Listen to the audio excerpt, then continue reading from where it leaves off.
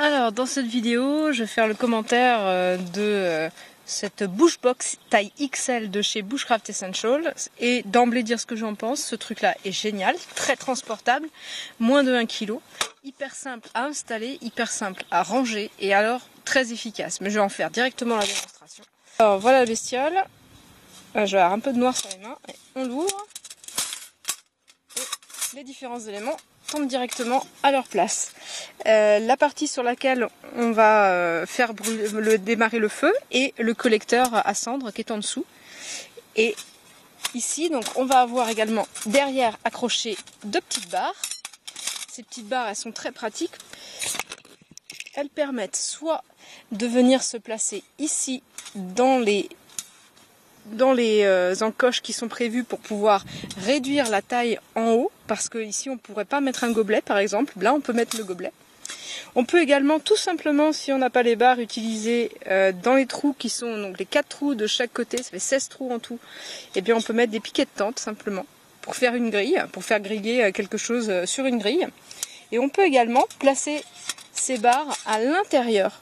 Voilà, on voit à l'intérieur.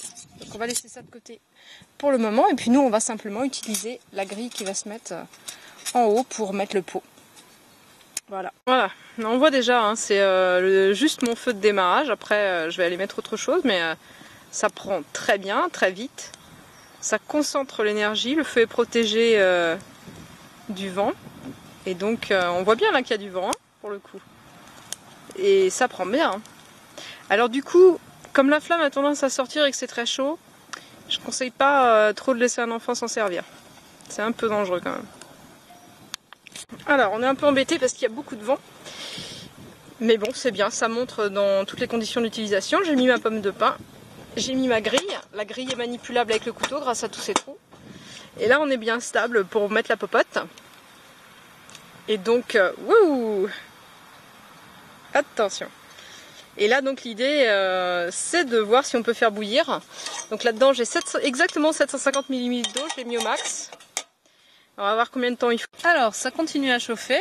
Ah, je l'ai bien rempli là à bloc, on a tout ce qu'il faut là qui chauffe. Je vais même en remettre un petit coup. Hop, hop là. Ah, il est trop petit celui-là. Voilà, ça va être plus simple avec le couteau, moins dangereux. Et ça chauffe bien, autour on sent la chaleur, c'est agréable.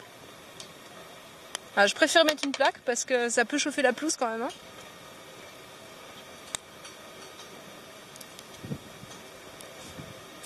Voilà, donc là je l'ai rempli vraiment à bloc.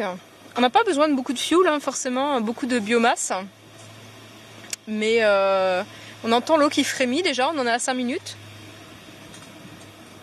Donc j'ai mis un peu plus de temps parce que j'ai laissé le feu descendre un petit peu trop haut. Et là, on aura suffisamment de braise derrière pour cuire un truc genre lard ou saucisse quoi. Je viens de dire que j'entendais que ça frémissait et je confirme, hop là. Effectivement, l'eau est en train de bouillir. Donc voilà, 6 minutes. Et encore, c'est ma faute parce que j'ai mal géré mon feu. Et bah franchement, respect. Hein. Super simple, super efficace. Et pourtant, on n'est pas dans les meilleures conditions aujourd'hui. Ok, alors maintenant, on va mettre la poêle. Voilà, c'est bien stable, aucun problème. Un peu, on voit bien. Voilà. Et puis on va mettre un œuf de nos poules. J'avais un problème de pente. Donc j'ai enlevé la grille qui s'enlève avec le couteau, donc il n'y a pas de risque de se brûler. Et j'ai utilisé une des barres, simplement une des deux, pour corriger la pente et repousser un peu vers l'arrière, ça marche très bien. Voilà, c'est presque prêt. Il m'a fallu 3-4 minutes seulement. Voilà, presque prêt mon petit œuf. Impeccable. Super facile. Donc voilà, j'ai mon œuf, j'ai mon eau qui est chaude. Je vais le laisser s'éteindre et puis je montrerai après. Du coup, que la combustion est bien complète et que c'est super facile à ranger. Alors voilà, la combustion est terminée. j'ai penché le truc pour vider les cendres. Et voilà tout ce qui reste, c'est le plus gros morceau qui reste. Et on voit que la cendre, enfin c'est la cendre grise, blanche, c'est de la combustion très complète. Voilà, ici commencer. Et là, aussi simple, paf, aussi simple. Pour le ranger. Et voilà, c'est terminé. C'était quand même ultra simple. Ça marche du feu de Dieu, quoi.